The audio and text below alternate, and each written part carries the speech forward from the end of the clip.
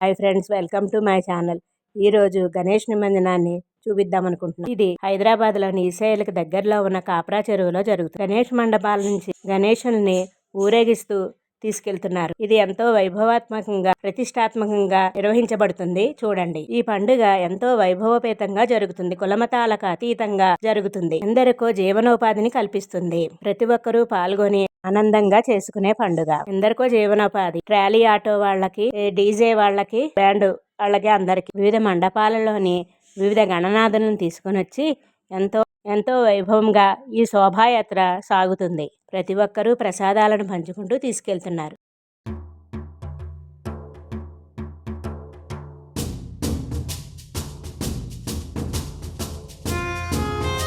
ఈరోజు మా ఇంటి గణపతిని కూడా నిమజ్జనం చేశాం. దగ్గరగా ఉన్న గణపతులన్నీ ఈ చెరువులో నిమజ్జనం జరుగుతుంది. చూడండి, దీనికి ప్రత్యేక ఏర్పాట్లు చేశారు. చిన్న చిన్న గణపతుల నుంచి భారీ గణపతుల వరకు ఉన్నాయి. చూడండి, అందరూ మళ్ళీ ఇక్కడ పూజలు అవి నిర్వహించి కొబ్బరికాయలు అవి కొట్టి ఖాళీల్లో వినాయకుల్ని పెడుతున్నారు. అన్ని వినాయకుల్ని క్రేన్లో పెట్టినాక వాళ్లే నిమజ్జనం చేస్తున్నారు. ఇటువంటి ఆపదలు అవి జరగకుండా భారీ భద్రతా ఏర్పాట్లతో ఏర్పాటు చేశారు.